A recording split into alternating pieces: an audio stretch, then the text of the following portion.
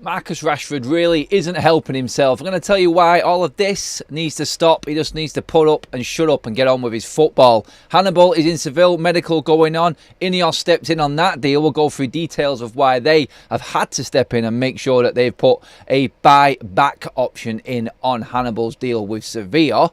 Will he actually stay there? Will he actually prove that he is worth that 20 million euros? Some say it's too low, some say it's too high. We're getting into that. All the players laid out that Sir Jim Ratcliffe wants. There's a lot of talk come out of yesterday because Sir Jim Ratcliffe was in town at Manchester United for the game against Spurs. So we've now earmarked all the players the next 2 summers, what Sir Jim Ratcliffe's investment means for financial fair play, and all of the next windows coming up and what we can expect from Manchester United. This is Forever United FUTV, Forever United TV, FUTV.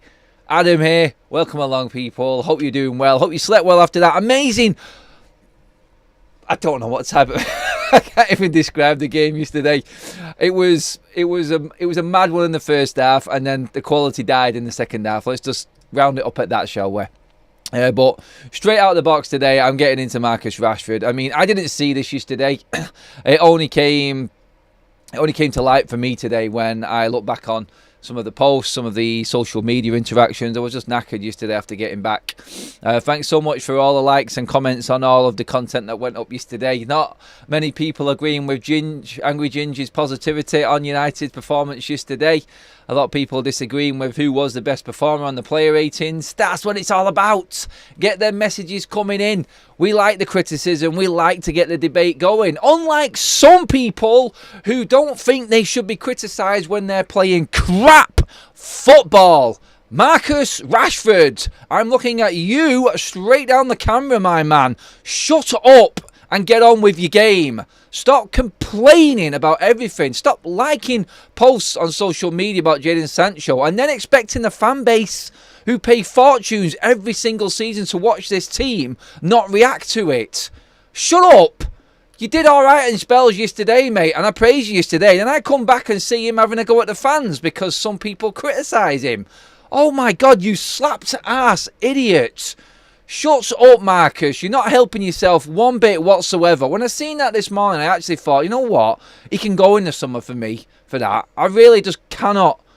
I can't stand that sort of attitude from players.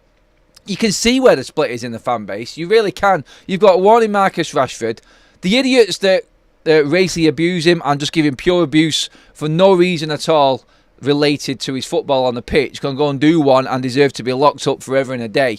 They're the idiots you should be talking about. You don't make a post, Marcus, talking about the fans that do support me. That one's for all the fans that support me. Shut up. You've been absolutely crap all season and you get a goal in a game what we drew and dropped points at home in, and you think it's alright to come out afterwards and just big up yourself for scoring one goal. Last season was the level, mate. That's where you need to be every single season. You can't just drop off and expect to get no criticism. What an absolute, honestly. He's just, someone just needs to get a grip of him. And where is the control within this football club of what these guys are doing on social media? Is there no training at all at this football club? They should be actually teaching these players because they're clearly just not getting the right advice when it comes to social media. The title of the fun, read the room, Marcus. The fan base is on the bleeding edge. And you're coming out with crap like that on social media. I'm sorry, I'm not having it. And if he keeps this up, I've backed him throughout his career, all the way through, but I'm sick of this moaning and bitching coming out of him right now. He walks on that pitch like he's got a God-given right to be there, and everyone should just bow down to him because he scored one goal. Shut up! I backed you against Martial when everyone was saying Martial was better. I backed you against the hate. I said you would come good. I even said, and there's a video of me saying that you should be and will be the greatest goal scorer in Manchester United's history as long as you knuckle down. Wayne Rooney has come out and said, take your finger out your ass 2 seasons ago and get on with it and concentrate on your football, and you will be one of the greatest goal scorers of all time for Manchester United. It's like in one ear, out the other, and this is me and my little circle and my bubble of people that are telling me I am the best thing since sliced bread. You're the highest earning player at the club, and you've got the front to come out and start moaning about fans that are criticising you. Absolute disrespect in this man is unreal. And you know what? Things like this, he's got a lot to do now for me to convince me this season. I'm all for people turning my opinions around. I really am. I give everyone a chance. I give everyone a fair crack. You only have to look at what Lisandro Martinez came out with on a social media post, absolutely thanking how much he loves the Manchester United fan base. Marcus Rashford comes out the complete opposite, and you can see this is where the split is in the fan base. I went on Marcus on Saturday because he was liking posts that Jadon Sancho was posting out. Luke Shaw has done the same now, by the way. And again, there we go. I keep going back to that video that I did a few weeks ago about the issues at Manchester United, the players that have been there all along. Luke Shaw, Martial and Marcus Rashford, the three of them. McTominay was in that group, but I just look at McTominay. I don't think he's that type of character. I don't. The fact that he's been there and all the managers have picked him is probably because all these players have probably thrown these managers under the bus, and he's the only one who's actually backed his managers and just got on with his work. I have to praise the likes of Maguire, Scott McTominay, these players that get dog's abuse for their quality, and they haven't got enough quality to be at the football club. But you know what? At least they've got the mentality to be at Manchester United. They've got that take it on the chin and just carry on going out on that pitch no matter what, loving wearing that shirt and playing to the best of their abilities. The argument with them isn't about their attitude. The argument with them is about whether they're good enough in the first place and how much we spent on Maguire, and did no one actually look into the qualities and which style of play we want to have in our team.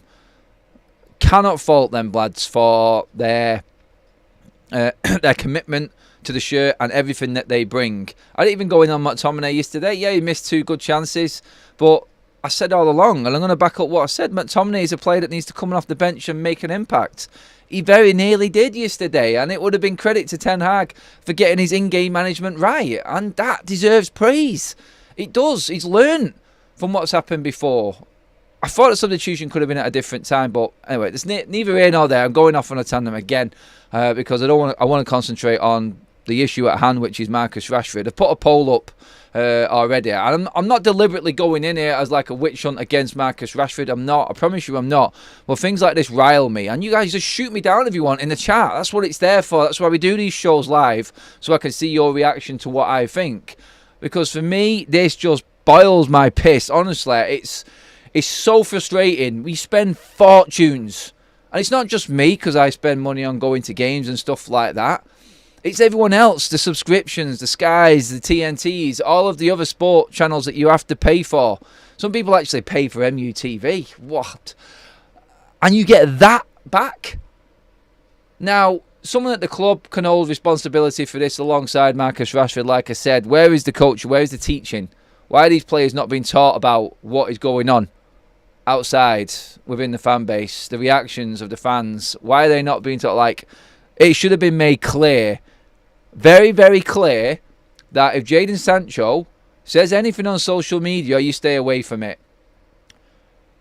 Praise the guy, like what he wants to do, talk to him in private. Don't go out in public after what Ten Hag has just done in the press conference. You literally have just outed yourselves, Luke Shaw, Marcus Rashford, as the people that are the problem behind the scenes for Eric Ten Hag, in my opinion. Now, you may disagree again, guys, for me, but if Luke Shaw is coming out and liking what Sancho is doing, just seeing that like and just seeing them comments there, that's like a slap in the face for Eric Ten Hag. It really is. It's not fair on the manager. He's already under enough pressure. We're already criticising him rightly for his tactics and what he's doing and who he's picking. But he came out deliberately in that press conference, I thought, last week, and I thought Ten Hag was a bit of a rallying cry. He was calling out Anthony a little bit. He said he didn't want to talk about Jadon Sancho. There's clearly something really drastically gone wrong behind the scenes there with that one. But the other players around him, I feel, and it was interesting how Luke Shaw dropped out on the day yesterday. It was reported it was injury. He wasn't quite ready. He'd been training for 2 weeks, and he just dropped out on the morning of the game. Aaron Wan-Bissaka would have been on the bench if Luke Shaw was fit, by the way.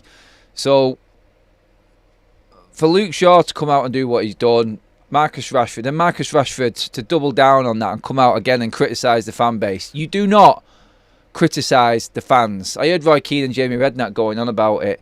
I think Jamie Redknapp called it, what was he doing there, the Birdie song, little bit of this, little bit of that, shake the bum and all that. Yeah, Marcus, yeah, you should have done a dance with it as well.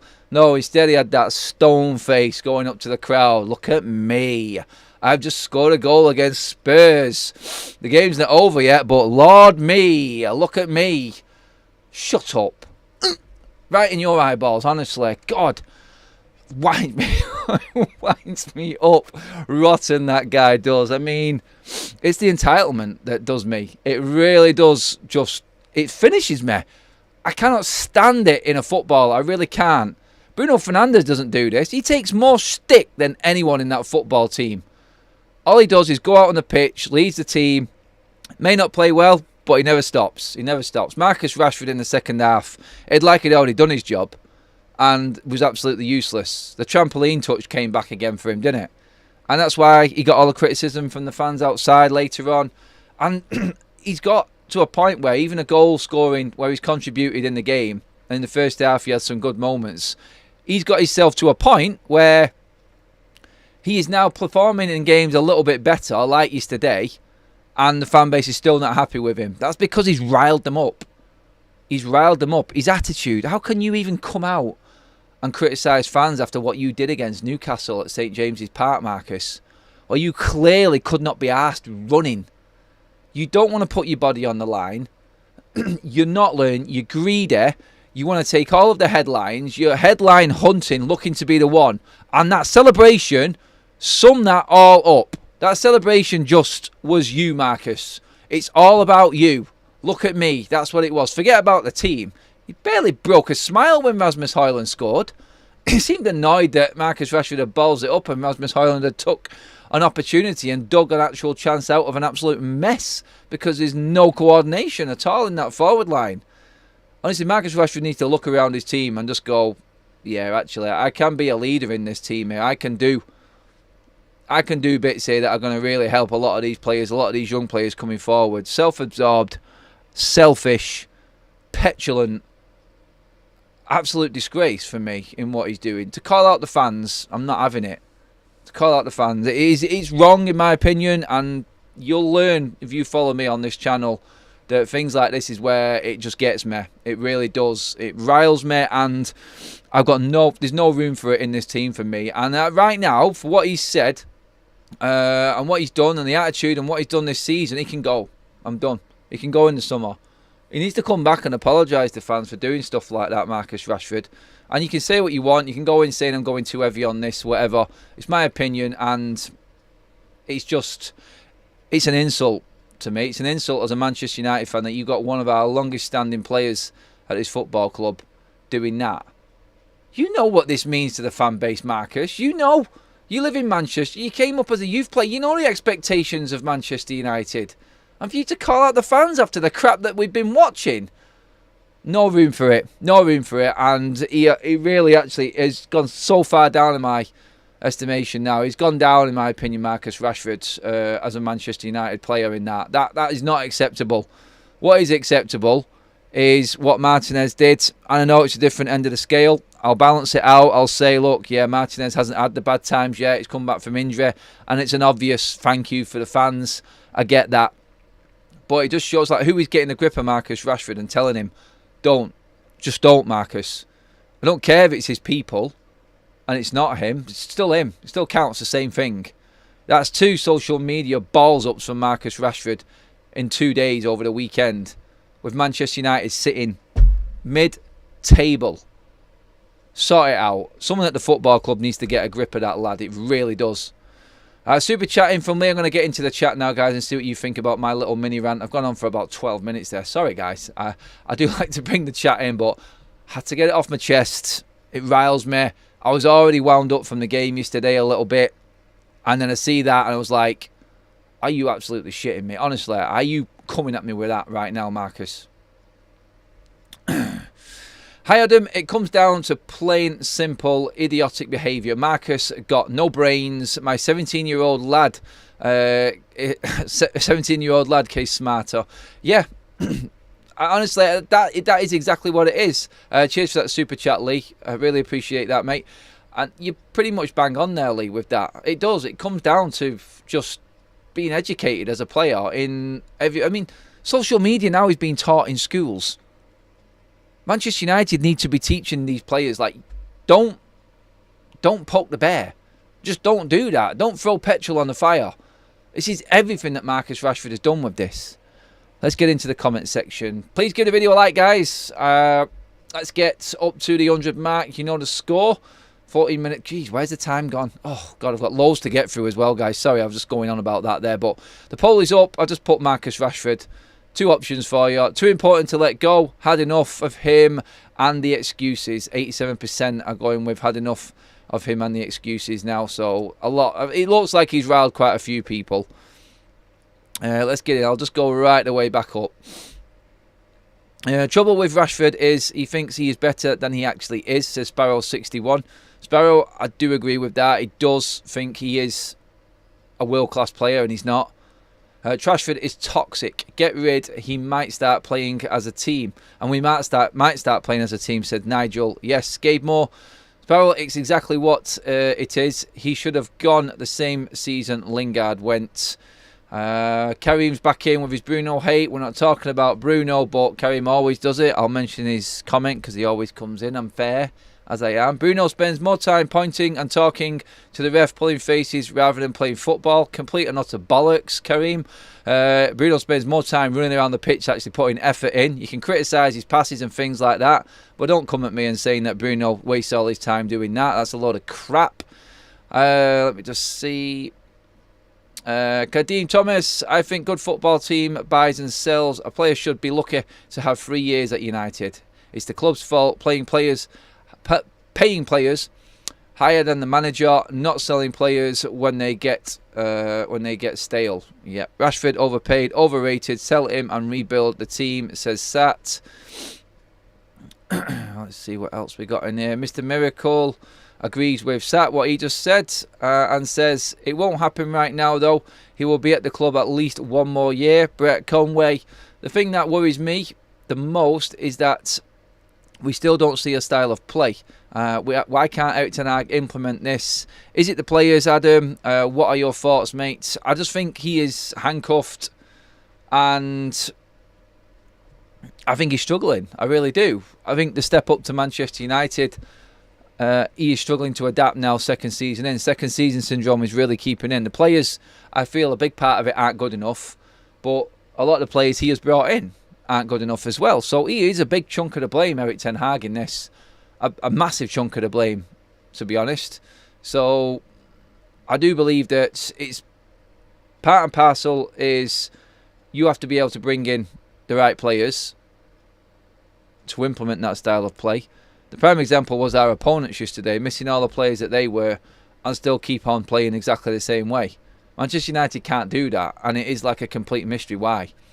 Lee Dixon says, another name for us to watch out for being signed for peanuts, Jonathan Rowe. Norwich, England under 20. Someone will take this kid ASAP. Why aren't we looking? We don't know if we are. I'm going to get into some future stuff as well. CQNU says, I hate Rashford's celebration with this hand. Yep, agreed. God, when I seen it, I thought, knob. That's what I thought straight away this morning. I was like, what an absolute... Oh, God, I'll end up getting demonetised and all sorts if I carry on talking about Marcus for any longer. Jonathan Dayton, I like Luke Shaw. I think he is a top left back, plus can play left centre back. But if he likes Sancho's post on social media, then he has to go, just like Yap Stam. It's probably as harsh, yeah. It is harsh. I do feel that one, but I understand where you're going with it, mate. I really do.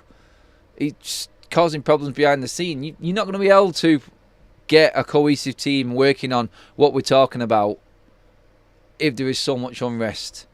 There is so much culture that needs changing at Manchester United. There is. Anthony says, simple, he needs to go. Lee Dixon, Rashford is an example of Glazer's first-hand product. No first touch.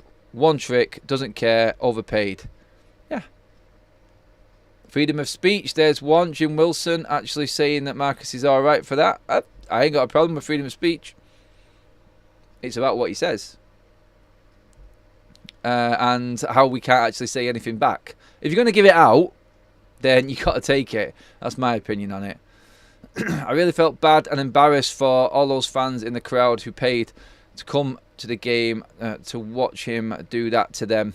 But yeah, you've got to understand your role as a Manchester United player and what it means when you make gestures like this. This is what I'm getting at. I feel like Manchester United need to start educating these players a little bit more. Something needs to go on behind the scenes. They need to change the culture right now. And everyone should have a social media. Everyone should be able to give their opinions. That's right, freedom of speech. But to criticise the people that are paying your wages, pretty much contributing to pay your wages because they're not happy with the style of football, then, wow, yeah. It takes it to another level. It really does. It really does, and it riles me. Let's get into some other news anyway. Let's move on from Marcus Rashford. We need to get away from it. But yeah, a lot of news coming out regarding Sir Jim Ratcliffe's plans going forward. Manchester United's targets, what they want to do. There is news coming out. Nizar Kinsella has been reporting a lot on this morning. It's been all over social media about United's plans going forward. The next 2 summers, Manchester United want to make 4 major signings, 4 big signings, which is right back, number 8 central midfielder, a centre back and a forward. But significant, well recruited signings is the word. So Jim Ratcliffe's investment into Manchester United will help with financial fair play. Now, this is what I was going on about. So I've been keen on looking up on financial fair play. I wasn't even allowed to talk about it before because certain people on other channels actually tried to ignore it and say that financial fair play was just a myth and it didn't really exist. Well, look at the news coming out of Barcelona. Look at the richest club in the world, in Newcastle United. Cannot spend. So yeah, you can take that comment about it being an absolute myth and stick it up your ass, to be honest, because it is real. Now, ownership models are allowed to counter some of the debts that you're allowed within financial fair play, the sustainability and profitability rules and everything like that. So owners can put in a chunk of money to counter that. I feel like this is where the news going with Sir Jim Ratcliffe and helping out with financial fair play in the summer comes in, because if he does invest into Manchester United, then he can put a direct investment straight in to counter the losses. You're allowed to invest money straight in as an owner. Manchester United, in the whole time, 2 decades of the Glazers, they haven't put 1 penny in, which is why we've always struggled through the years. We've been all right until financial players really got a grip, and now we can't get away with it anymore. We literally we're at our end. We cannot afford to pay any more money for anyone. We've got too much debt and we are hitting the wages, and it's quite clear to see why Manchester United are hitting some of the big earners at the football club right now. But what it does mean is if Sir Jim Ratcliffe is part of the ownership model of United, which is going to be cleared, which again was reported around mid-February, that's what Sir Jim Ratcliffe was saying, then he can invest money directly into the books of Manchester United to balance financial fair play and make Manchester United actually be able to spend a little bit more. So these are the stories. I think this is coming from that, because that is allowed within the profit and sustainability rules. If you look into them alongside financial fair play, you are allowed to do that. It's why some bigger clubs have got away with it over the years. You only have to look at that graph and that chart that's come up with the league from top to bottom of football teams in the Premier League, the amount of investment from owners within that, and the top being the likes of Manchester City and what they've put in. Right at the bottom of the table is Manchester United. Then the league next to it is the amount of money that's been taken out by owners. And right at the top of it is Manchester United. Right at the bottom of it is Manchester City. It just goes to show that it can help a little bit if the owner is willing to put their own money in. They can put their own money in within the rules of financial fair play. So I feel like this is where this story is coming from. But another interesting one that came out this morning, I think it was yesterday actually, but Mark Ogden from ESPN, I've spoken to Mark a few times, obviously on the previous job that I used to work with, and he has said that Aaron Wan-Bissaka and that 1-year extension that Manchester United triggered is solely because they are flogging him in the summer. He's gone. Now you've heard the news regarding Elise. So there's 4 big clubs in for Elise. I think it's Arsenal, Chelsea. No, sorry, it's not. It's Chelsea, Liverpool, City and Manchester United. So United are offering Aaron Wan-Bissaka in as part of the deal. We spoke about this before, but the news came about yesterday, and it was talked about yesterday again with Aaron Wan-Bissaka. He's definitely going in the summer. He won't be at Manchester United next season. This is his last season. These are the noises that are coming out of Manchester United right now, or from reports from United. This is chief writer for ESPN, Mark Ogden, that's writing this. 100% doesn't matter. He'll be sold or he'll be made as a make weight. Hopefully, they are trying to balance it to bring Elise in, and that is their angle, United's, to try and beat the other bids from Liverpool, Chelsea and Manchester City. How we do that and convince the player when you've got someone like Wan-Bissaka going the other way. I mean, Wan-Bissaka's not exactly going to praise Manchester United or make Manchester United look good. I'm sure players talk. They always will. And if you asked Aaron Wan-Bissaka about his time at United, he's probably not going to look at it glowingly, really, is he? He's not going to say that it was fantastic. But the culture of this football club is what it is. And this is the problem Manchester United have got. Until we start outing the issues at the club, then we're going to struggle to attract new players in, I feel. And I think that's where that divide is. I think the core of English players that Sir Jim Ratcliffe is talking about, I think a big chunk of it are the problem at Manchester United. I feel like the foreign players are the ones that have got the right attitude. Your Casemiros, your Varans, Martinez's, players like this, the experienced players, yeah, they may demand a lot more money. They may not understand what it is to be a Manchester United player. They may not have that at heart. McTominay, Marcus Rashford, Harry Maguire supported United as a kid, now playing for their boyhood clubs sort of feel about it. I understand that, but the professionalism, I don't think you can, because you never hear these players coming out slagging United off. It's always the English players, I feel, for some strange reason. And I'm not just having a go at them. I'm not saying they are the only ones that do it. There will be some of the other players that do it, the other foreign players. I think the likes of Victor Lindelof's never been shy of having a go at United or coming out and talking on international duty. Anthony Martial, Paul Pogba used to be the big one for it. Now we're seeing everyone come against Jadon Sancho. I know he's English, but you know where I'm going with it. It's the high-profile players that aren't playing well are always the ones that end up coming out talking crap for me. And this is a big, big problem with Manchester United. I feel like Sancho has to go in the summer if Ten Hag stays. So does Marcus Rashford. United need to start moving players. This is why I was really annoyed with Alvaro Fernandez not getting a chance. And obviously we're hearing today that Hannibal is also very, very close now. And we'll talk about what Ineos are doing with that one. But I just wanted to finish off with Aaron Wan-Bissaka actually and get your opinions on him.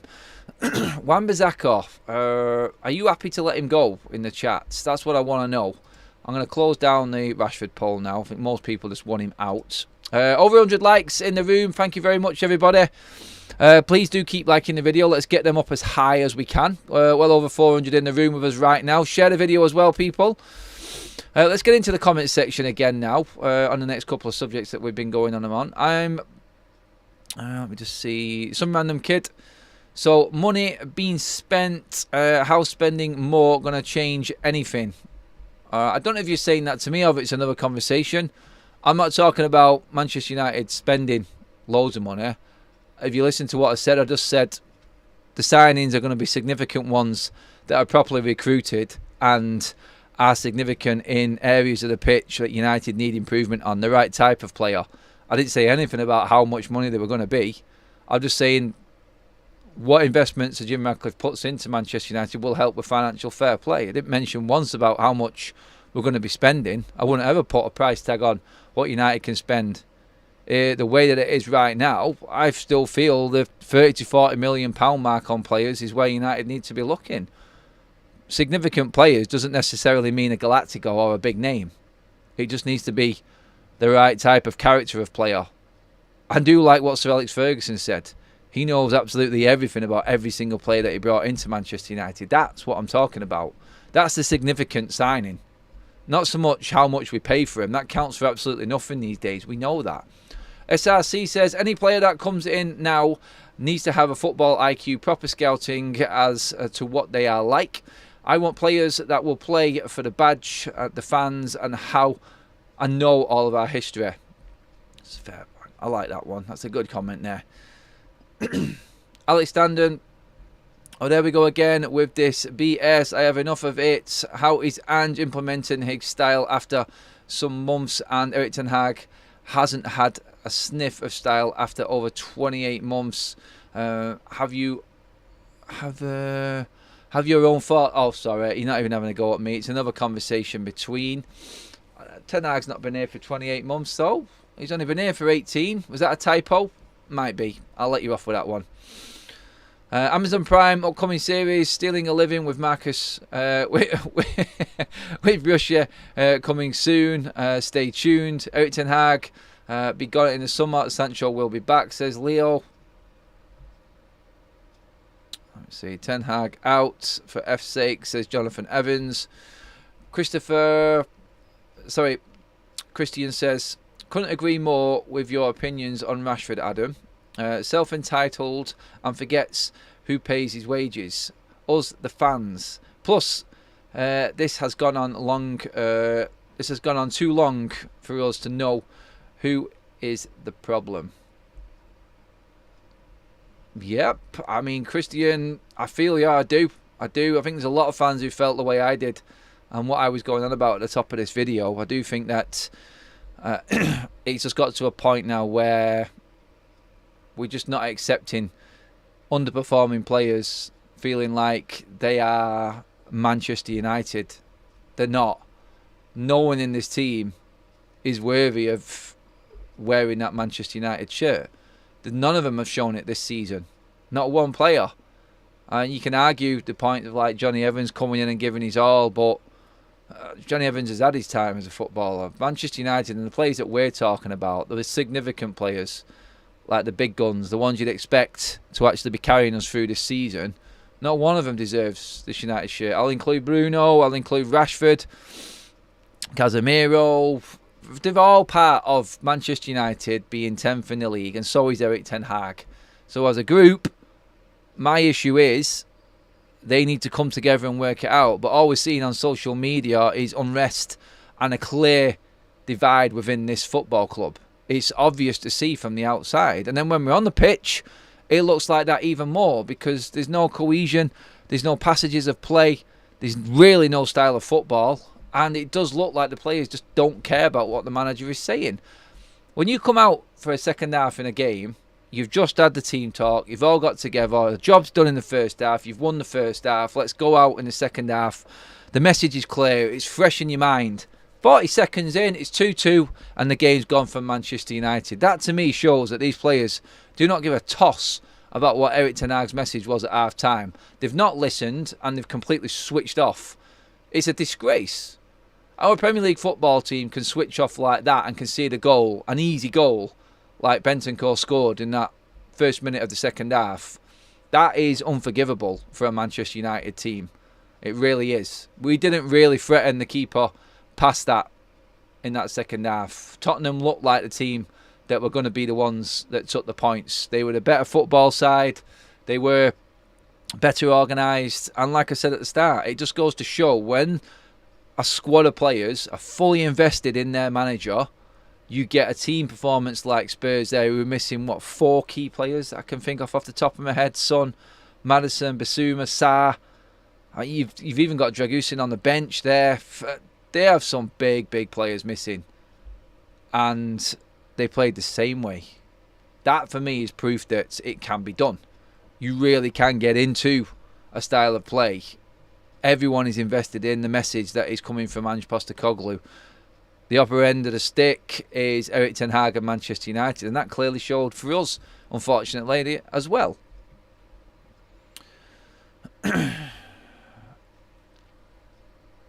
Let's just see this. PC Master Terrace, yeah. Rushy hand gesture after the score is 3/4 goal of the season. Sorry, his 3rd/4th goal of the season. Shows his critics yapping away as an abysmal season. Yeah, you could say that. That's one way of looking at it. It obviously isn't Marcus Rashford's angle, but we can spin it and say it's that way, yeah. They're going to keep talking now. If anything, he's just stirred the pot even more, and he's just going to make people more riled with that and he's going to get more hate. It's stupid. Our fans will hate the next manager as much as Erik ten Hag, but will refuse to hold people hiring these managers accountable. Well, we can now say, safely, DK, that next manager that comes in at Manchester United will all be on Ineos. That's where Manchester United's whole football future lies, with Ineos. So any acquisitions player-wise, any managers coming in from this point forward, because like we said, we're not going to be signing anyone in January. There's no permanent signings at all. Loan signings, I'm not even going to get into. I really don't see anyone out there that's worth loaning into Manchester United right now. I don't see it anyway. Hopefully they surprise me and someone significant can come in who is going to directly go into that first team and improve Manchester United and Ten Hag's chances of getting into the Champions League this season. Because if you're going to loan someone in that's just going to sit there as a squad player, then it's absolutely pointless. It's wasted money and wasted wages. I'd rather a youth team player go and sit on the bench, because all you're going to get is the likes of Wout Weghorst again. Players like this that aren't going to be first team players. And with the amount of games that we've got left this season, with just being in the FA Cup and the Premier League, it's pointless bringing in another squad player. We've got more than enough players to handle what we've got.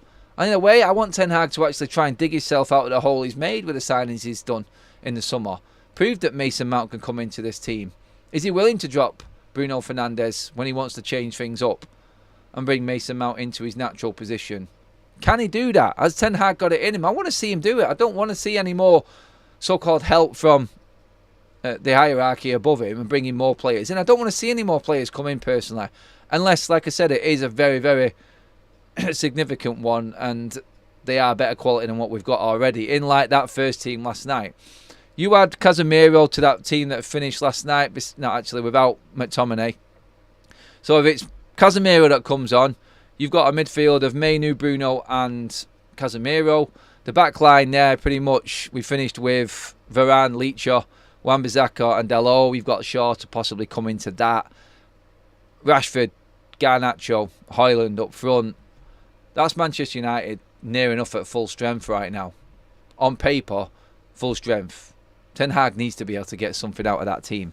Mr Miracle says Rashford starts the chain of events that led to Spurs scoring. Rashford runs with the ball off the field when he could have passed or hold up the play. Instead, they score from a quick goal kick. Kaz says, sad thing, I think Erik ten Hag will stick up for Rashford or make an excuse for him. I know, that's the horrible side of it all. I think Kaz nailed it there. It's like where Marcus Rashford is right now, he is going to get back. Ten Hag, they are literally, like I said, they've run a double-decker bus over him, they've thrown him under it, and then they've come up backwards and just gone over him with a tractor. There's no help for Ten Hag within this team. Absolutely no help for him at all. And it shows on the pitch as well as what happens off it. So how he gets around it, I do not know. Or half of me wants to see Ten Hag make it to the summer and just out all of these players. I really do, just to say, you know what, you basically just threw me under the bus. You gave me nothing, and this is your punishment now. You are gone. You are out of this team. I'd love that to happen. I really would. That would be the biggest thing to happen to Manchester United in the last 10, 12 years. For a manager to outlast some of these players. And you know what? It's not going to change until these players are gone. So right now, like I said at the start of the show, not just for his antics, just for his attitude on the pitch. Not for, Marcus Rashford I'm talking about here, for his posts. That's not everything. It's the posts on top of his performances this season, his attitude, his body language, his everyone's against me, the world's on my shoulders, feel sorry for me attitude on the pitch. I'm sorry, I'm not having it, Marcus. And you can go in the summer. You try and convince me, and I'll happily stand there and take the L again and say that I was wrong about Marcus Rashford come the end of the season. He's got a lot to do to convince me to get to that stage, though. He really has. He really has. Tonight we are talking that plan and then players from Sir Jim Radcliffe, guys, and we will bring up every other bit of news as well. But I did just want to talk about Hannibal before we finished up. Ineos stepping in last night and making sure that there was a buyback option. Thank God. A sign of life within a recruitment and a structure of Manchester United. So we were about to let Hannibal go with a buy option. So if he absolutely tore it up at Sevilla now, in the last 5 months of the season, Sevilla could have bought him for 20 million euros. Now, Graham came to me this morning, and I agree with Graham on what he said. 20 million is good. Right now, it is fantastic. Yes, but what if, because he hasn't been given that chance at United in a decent team, he gets given that chance at Sevilla and then smashes it? I said all along, and I tweeted it out this morning, Hannibal is one of many players that we're just going to have to say we don't know, because he wasn't given a chance. The blockers were in. The United blockers, the deadwood was in. We never got a chance to see what he could do. He's one of them players. Didn't get a run of games because we needed to play other players.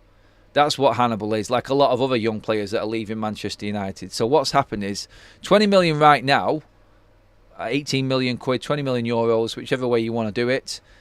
It looks like a very good deal. I agree with that. So if he does do well and Sevilla want to sign him, it doesn't look good. That's how I look at it. 20 million for what he's done and what he's performed for now is fair enough. But what if he absolutely destroys it in Sevilla and Spain next season? The rest of this season. 20 million doesn't look that good then, does it? It looks like we've had our pants taken down again. But Ineos have stepped in, and the only way this went through and Hannibal has been allowed to leave this morning to go and do his medicals at Sevilla is because they've put in a buyback option for Manchester United if Sevilla trigger their buy option. So we have safeguarded that player, and the whole package now looks like an incredibly sensible one, unless Hannibal fails and he comes back and then we're stuck again with a player 1 more year left. And again, I say it, a player that just never got the opportunity to show what he could have done. And this is where I have the issue with United's recruitment. It's like going to Sevilla. Sevilla are not fantastic this season, and he's going to a club that isn't doing very well. Now, obviously, better culture there in Sevilla, which might do him good. I just pray that he does have a good season, I do. But a lot of the time, and this was the argument with a lot of players, that when they came into Manchester United, players that were on the fringe, youth players, they came into games that didn't have Manchester United's best players. How the hell are they supposed to improve when they're not playing with the best that Manchester United have got?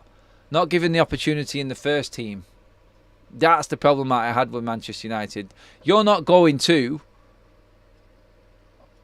get any better playing for Manchester United. No disrespect here when I mention these players. If you're playing alongside Lindelof, Evans, Maguire, McTominay, you're not going to excel. You're really not. The team isn't good enough. If you played Hannibal in a team that had a Casemiro, a Mainu and Eriksen in midfield, you had Rasmus Højlund, you could have Garnacho one side, Rashford if he was playing well, Anthony off. I'm running out of bleeding players to play there. You could even say Palestra. Players that were willing to give everything like Hannibal is, then you might have seen more from him. He's going now to Sevilla and he might not make it. I really hope he does. I really hope he does. And it will look like good business for Manchester United. So let's hope that Hannibal smashes it over in Seville and either comes back to United ready to go, or Seville have bought him and he turns into that superstar potential that he has got. But Manchester United have also got that option to buy him back, because Ineos stepped in on the last minute and made sure that we actually safeguarded that player and that investment and that possible future player. Smart, finally. A little bit of good news I can bring from Manchester United. I was concerned that we didn't have that option, but the fact that Ineos have come in and done it shows me that in the future we're not going to actually bend over for teams buying our players. We're actually going to stand our ground. So yeah, happy with that. I actually feel very confident with that move now moving forward. It all looks right on all parties for him, United and Sevilla. The only way it really fails is if he absolutely stinks the place out, which I don't think he will, but let's pray that he does do well. Note says, what about Southgate, Adam? What are you saying to me now? Don't scare me. That would be a nightmare. Yes. As for Hannibal, he's better than McTominay. He's crap. I don't get it. We're not going to get a lot of stuff that happens. It's going to be one hell of a few months, I feel, in terms of Manchester United. And I feel like the summer is going to be absolutely on fire with news for United. I mean, I am excited for the off-field stuff that's to come with Ineos, just to know the intrigue is really there. And like I've said in every single video when I've bigged up Ineos, it is all if buts. It may completely fail. I'm not just saying it is going to be fantastic. There is the chance that it could just all fall flat on its face with Ineos, and we might not get what we want. But I'm really intrigued to see what happens. Kaz says, I'm glad Ineos stepped in to add the buyback clause. Are we Seville a feeder club? Anthony says, could be. As long as the players come back better, I'm not really bothered. SRC, before we let youth go, we should be getting rid of McTominay, Maguire first before any youth.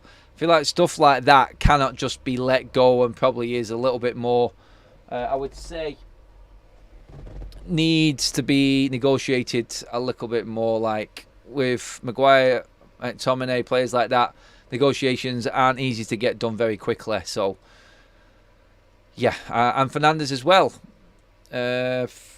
Is there a buyback with Fernandes? There should be a buyback with it. We haven't got the full finalised deal with that one yet. So you're looking at Fernandes and Hannibal, two youth players that could actually bring money to Manchester United. We know that the Fernandes one is going to be a loan deal now instead of a straightforward sale. So I'm guessing we will negotiate something in with that as well. I haven't looked into that fully yet. So I was catching up on the news that Romano broke yesterday on that one. So I'm sure we'll learn more about that today as the day goes on, because it is all looking like that is another one that is going to happen by the end of the day. So guys, that pretty much sums up the video. I'm going to fly across now to Top of the League. Join me there. I'm going to be talking more financial fair play in a bit more detail. So come and say hello to me on Top of the League. I'm going to be live there at 12:30. So full day, full schedule, bringing you all the hard-hitting content. Thank you so much for joining us today. Thank you for all your comments, super chats, and everyone who came in, who shared and liked the video. Always really appreciative. Great chat today. Hopefully I got my message across and gave you a chance to get yours and your reaction to it, guys. Again, thanks for all the contributions, likes, views, and everything over the weekend as well. It has been a busy one. I've got a feeling this week is going to be very busy as well, so stay tuned. Make sure you are subscribed and that bell notification button is on, because there is going to be some fast hitting content coming your way, I'm sure of it. Things are starting to bubble with Ineos around, and I think this could be a significant week, definitely in the out column. Let's see what happens regarding loans in. I haven't got my hopes up, but you just never know, do you?